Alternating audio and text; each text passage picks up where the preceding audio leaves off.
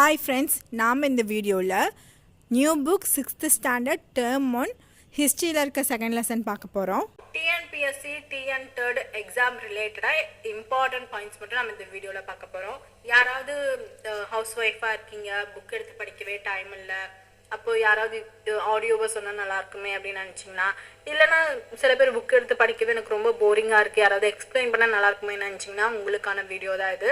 Work பண்ணிகிட்டு இருக்கீங்க, book எடுத்து படிக்க டைம் இல்லை அப்படின்னா இந்த ஆடியோவை அப்படியே வந்து ப்ளே பண்ணிடுங்க. ப்ளே பண்ணிவிட்டு உங்கள் ஒர்க்கை வந்து கண்டினியூஸ் பண்ணுங்கள்.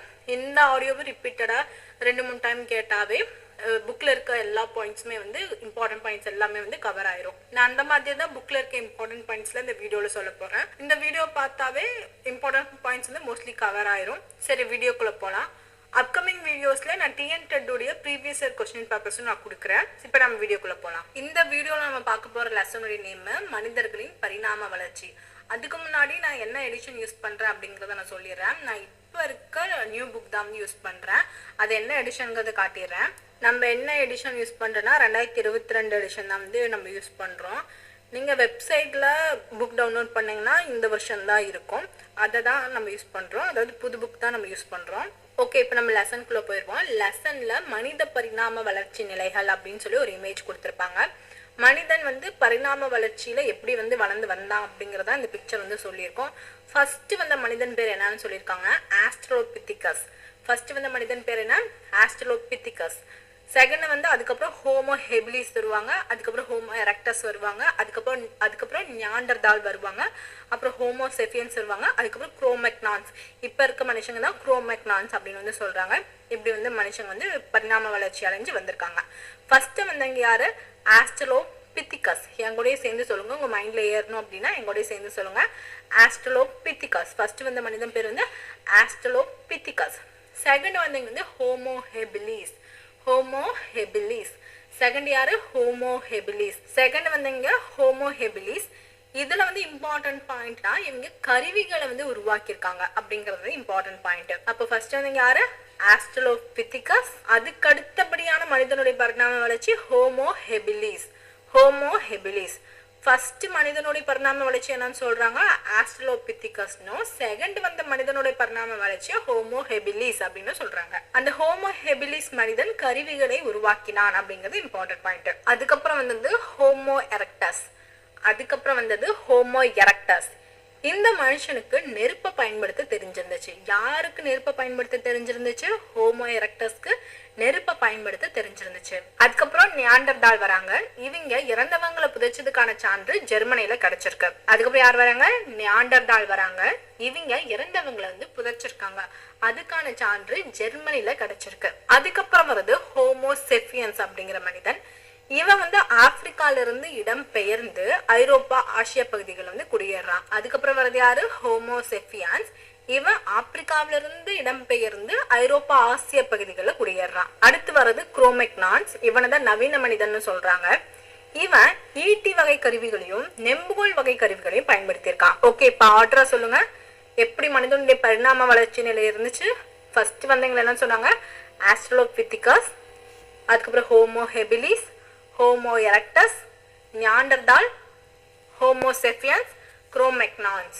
இந்த வரிசையில தான் மனிதனுடைய பரிணாம வளர்ச்சி நிலை இருந்திருக்கு. அதுக்கப்புறம் ஆராய்ச்சியாளர்கள் கிழக்கு ஆப்பிரிக்கால தான்சானியா அப்படிங்கிற ஒரு இடத்துல ஒரு கல்லுல மனித காலடி தளம் கண்டுபிடிச்சிருக்காங்க.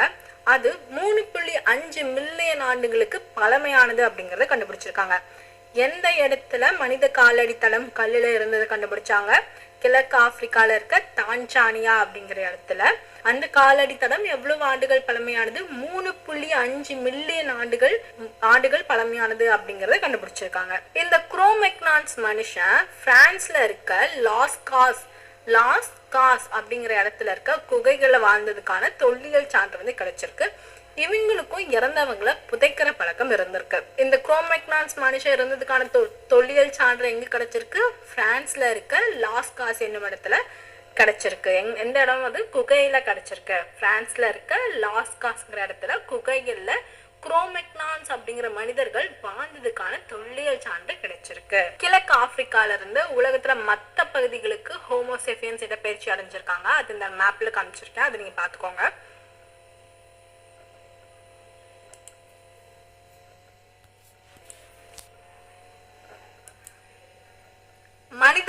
அவர்களது வாழ்விடங்களும் சொல்லி ஒரு பாக்ஸ் கொடுத்துருக்காங்க, அது நம்ம பார்ப்போம்.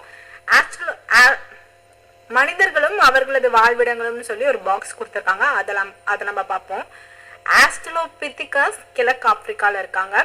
ஹோமோ ஹெபிலிஸ் சவுத் ஆப்பிரிக்கால இருக்காங்க. ஹோமோ எரக்டஸ் ஆப்பிரிக்கா மற்றும் ஆசியால ஹோமோ எரக்டஸ் இருக்காங்க. நியாண்டர்தால் யுரேஷியான்னு சொல்லப்படுற ஐரோப்பா மற்றும் ஆசிய பகுதிகளில் இருக்காங்க. குரோமெக்னான்ஸ் பிரான்ஸ்ல இருக்காங்க, நம்ம முன்னாடியே பார்த்தோம். குரோமெக்னான்ஸ் பிரான்ஸ்ல இருக்காங்க. பீகிங் மனிதன் சீனால இருக்காங்க. பீகிங் மனிதன் சீனால இருக்காங்க. ஹோமோசெஃபியன்ஸ் ஆப்பிரிக்கால இருக்காங்க. ஹோமோசெஃபியன்ஸ் ஆப்பிரிக்கால இருக்காங்க. ஹைடல்பர்க் மனிதன் லண்டன்ல இருக்காங்க. யாரு லண்டன்ல இருக்கா? ஹைடல்பர்க் மனிதன் லண்டன்ல இருக்காங்க. இது ஒரு தடவை நான் ரிப்பீட் பண்றேன், கேட்டுக்கோங்க. ஆஸ்ட்ரலோபித்திகஸ் மனிதன் கிழக்கு ஆப்பிரிக்கா. ஆஸ்ட்ரலோபித்திகஸ் மனிதன் கிழக்கு ஆப்பிரிக்கால இருக்காங்க. ஹோமோ ஹெபிலிஸ் சவுத் ஆப்பிரிக்கால இருந்திருக்காங்க. ஹோமோ ஹெபிலிஸ் சவுத் ஆப்பிரிக்கால இருந்திருக்காங்க. ஹோமோ எரக்டஸ் ஆப்பிரிக்கா மற்றும் ஆசியா. ஹோமோ எரக்டஸ் ஆப்பிரிக்கா மற்றும் ஆசியா. நியாண்டர்தால் யுரேஷியான்னு சொல்லப்படுற ஐரோப்பா மற்றும் ஆசியா பகுதியில. குரோமெக்னான்ஸ் பிரான்ஸ்ல. பீகிங் மனிதன் சீனா. பீகிங் மனிதன் சீனா. Homo sapiens Africa. Homo sapiens Africa.